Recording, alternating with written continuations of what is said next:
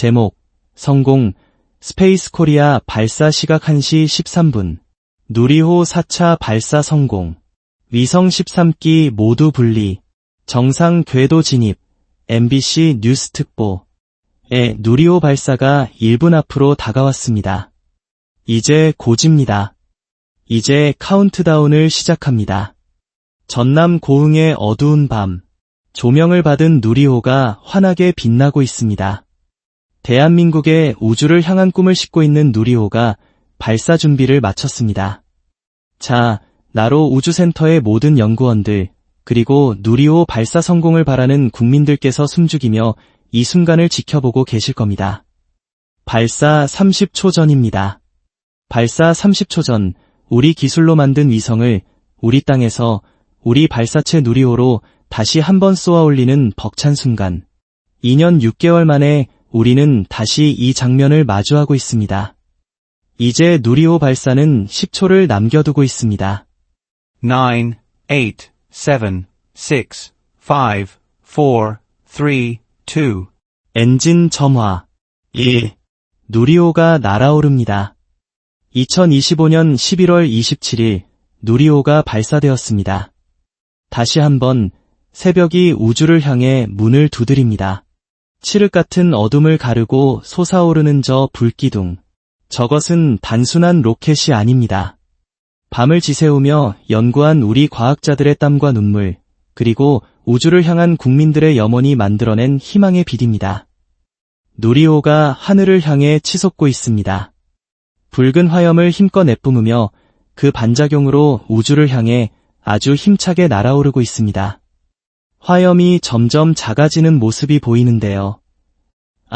방금 살짝 불꽃이 흔들리는 듯한 모습이 보였습니다. 최대 동압, 맥스Q, 구간을 통과하고 있습니다. 최대 동압을 통과하면서 그런 현상이 나타난 겁니다. 불꽃의 모양은 어떻게 보이십니까? 네, 비교적 정상적으로 보입니다. 저도 멀리서밖에 보이지 않아서, 지금까지는 특이사항이 없는 것 같습니다.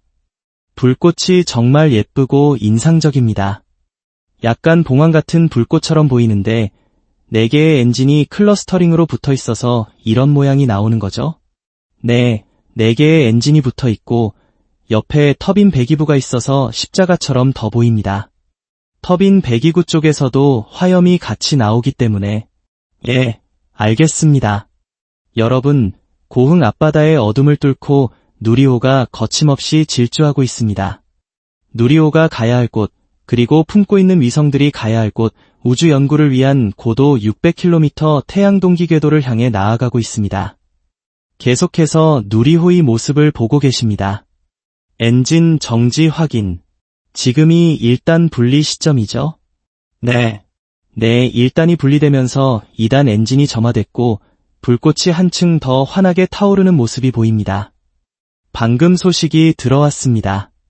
분리가 됐고요. 고도는 63.4km를 돌파했습니다.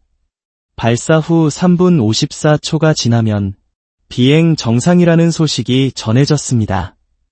3분 54초가 지나면 페어링 분리 순간을 확인하실 수 있을 겁니다. 지금 보시는 건 누리호에 장착된 카메라들입니다. 설명 좀 부탁드립니다. 카메라들은 어디에 위치해 있나요? 여기 1사분면, 2사분면은 외부라고 되어 있고요. 저도 보고 있는데 오른쪽 위는 3단 내부를 말하는 거죠? 네, 화면이 다시 나오면 함께 보시죠. 지금은 아까 발사 장면을 다시 보고 계십니다. 화염이 정말 엄청나네요. 1초에 어느 정도의 연료를 태우면서 올라갑니까? 엔진 하나당 한 250kg 정도를 1초에 태웁니다. 1초에 250kg의 연료를 태운다고요? 네, 산화제와 연료를 다 합쳐서 1초에 250kg 정도를 태웁니다. 200km 통과. 그렇습니다. 1초에 거의 1톤에 가까운 연료와 산화제를 태우며 올라가는 모습입니다.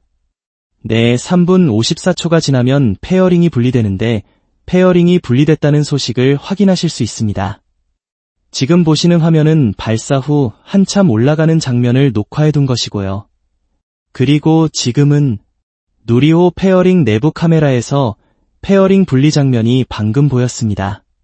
네, 보신 것처럼 좌측은 동체 외부 카메라들이고요.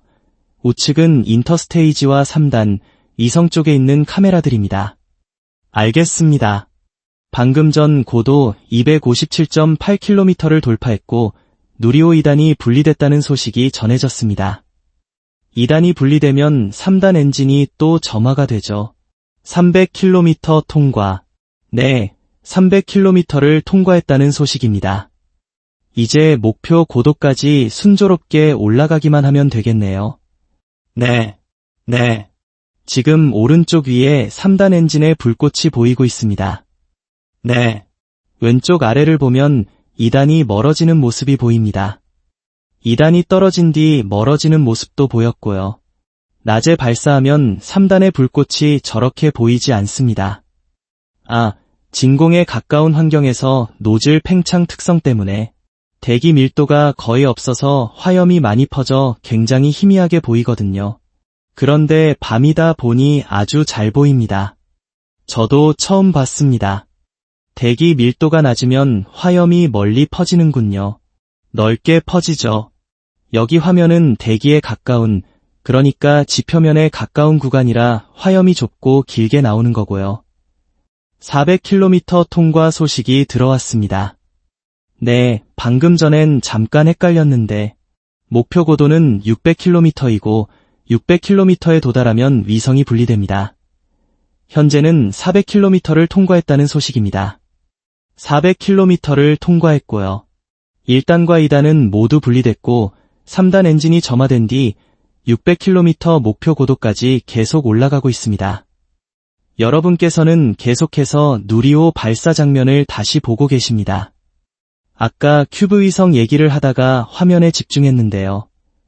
누리호가 13기를 올려야 하는데 이 큐브 위성들은 대회를 통해 선정됐다고 들었습니다.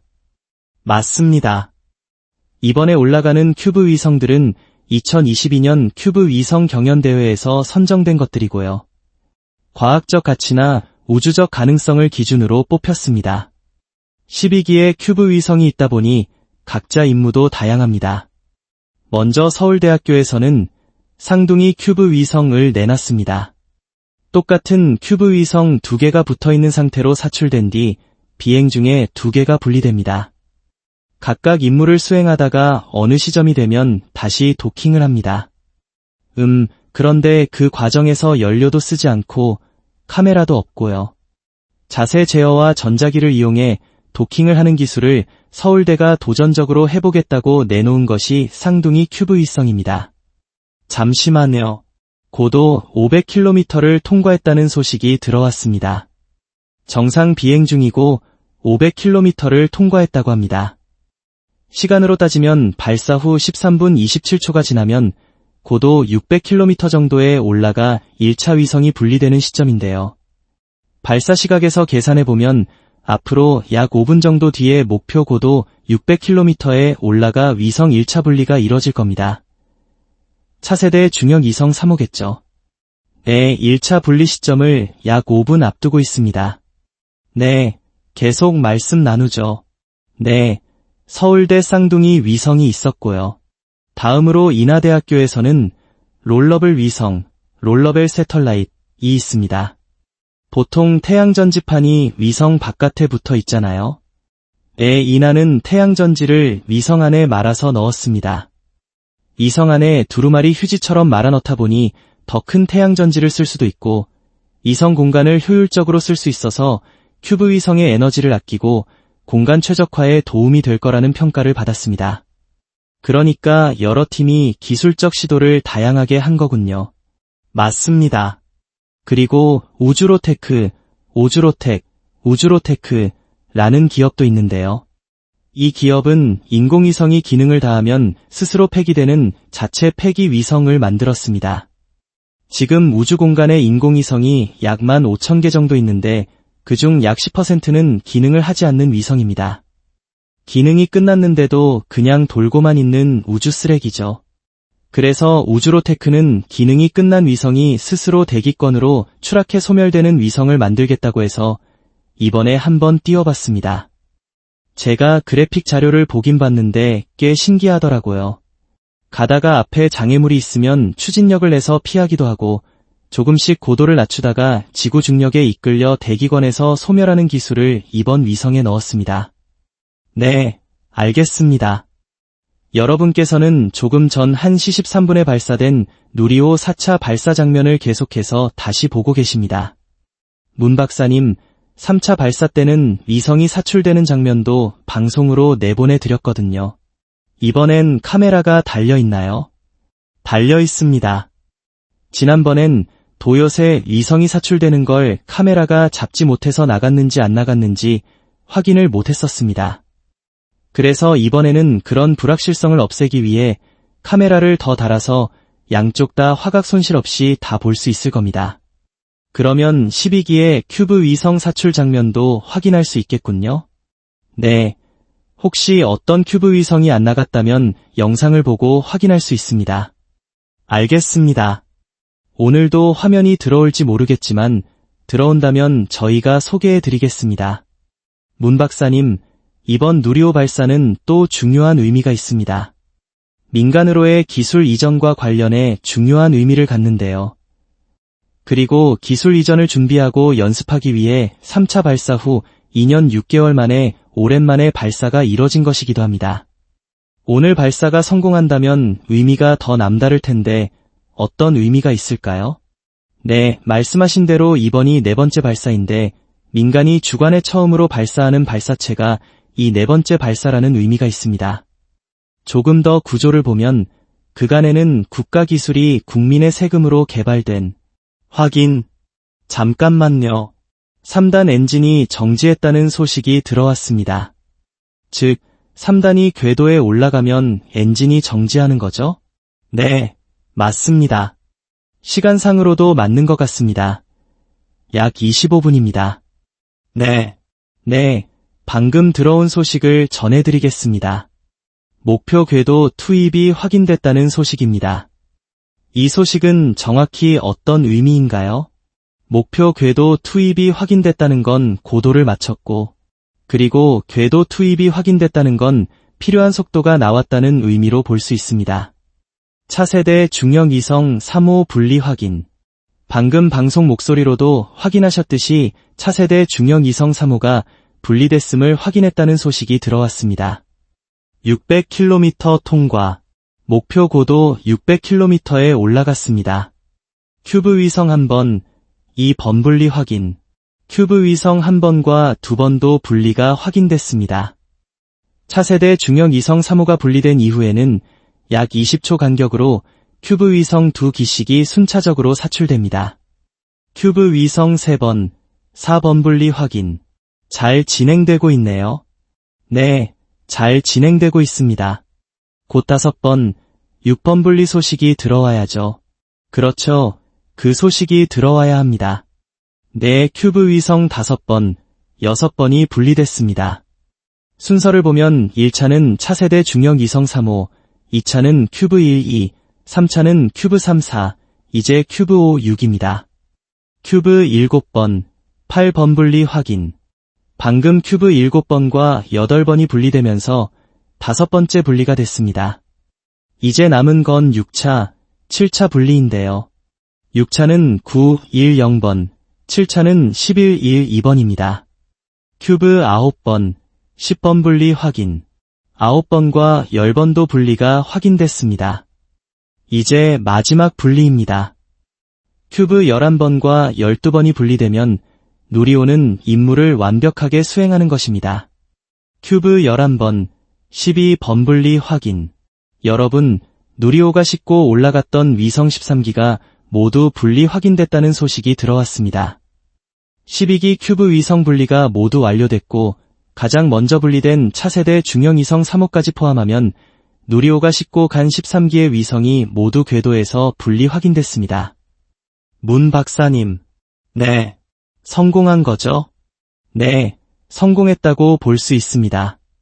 네, 이제 하나 더 남은 건 최초 교신이겠죠. 교신까지 하면 완벽한 성공이라고 볼 수 있겠습니다. 네, 차세대 중형위성 3호의 교신 결과는 아마 2시 20분쯤 우주청이 브리핑에서 발표할 거고요. 나머지 부탑재 위성들은 내일 낮에 큐브 위성 교신 결과를 브리핑할 예정입니다. 지금 여기가 MDC 맞습니까? 네, MDC입니다. MDC 연구원들과 기술진이 이야기를 나누는 모습이 보이는데요. 표정들이 밝습니다. 그런 것 같습니다. 서로 등을 두드려주고 인사하는 모습. 축하 인사겠죠. 이 정도면 거의 90% 확실하게 성공한 거라고 보시면 됩니다. 지금 나오는 화면들은 누리호 내부와 외부에 붙어있는 카메라에서 찍은 것이라 분리되는 모습 등을 보실 수 있습니다.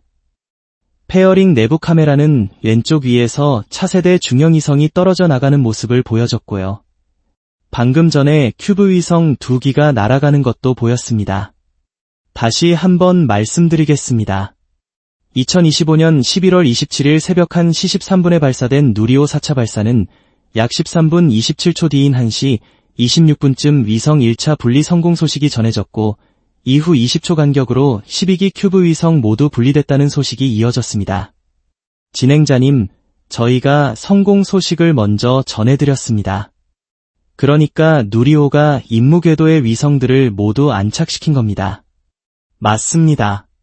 누리호로서는 일단 임무를 완수한 겁니다. 맞습니다.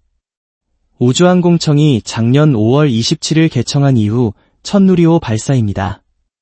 기존에는 과학기술정보통신부와 항공우주연구원이 누리호 발사를 주관했는데 누리호 추적 운용이 종료되었습니다. 종료됐습니다. 위성들을 궤도에 정상적으로 안착시킨 후 본인의 임무를 마쳤다는 소식입니다. 맞습니다.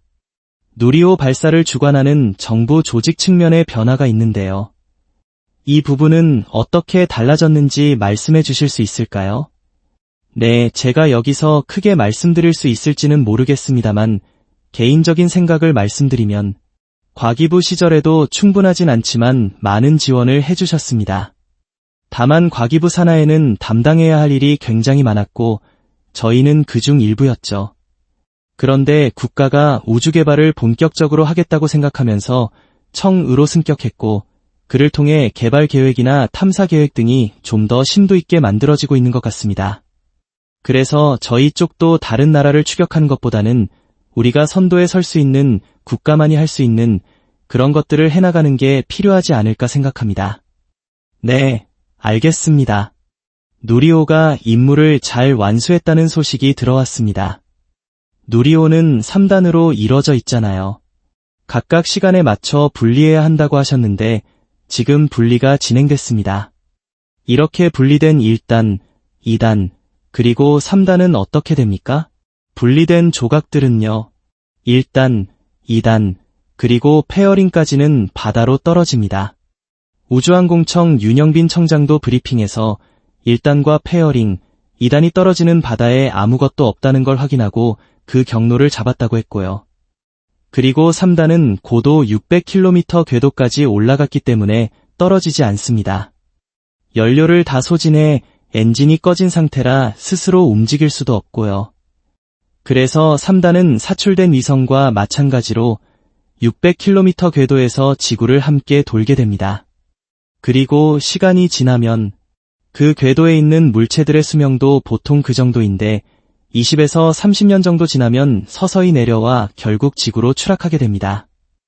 그럼 차세대 중형위성 3호와 3단은 분리된 뒤 각각 궤도를 계속 도는 건가요? 그렇습니다. 20에서 30년 뒤에는 어떻게 되나요? 대기권으로 떨어지면서 타나요? 탑니다. 네, 그 전에 다 분해될 겁니다. 다 타서 없어질 겁니다.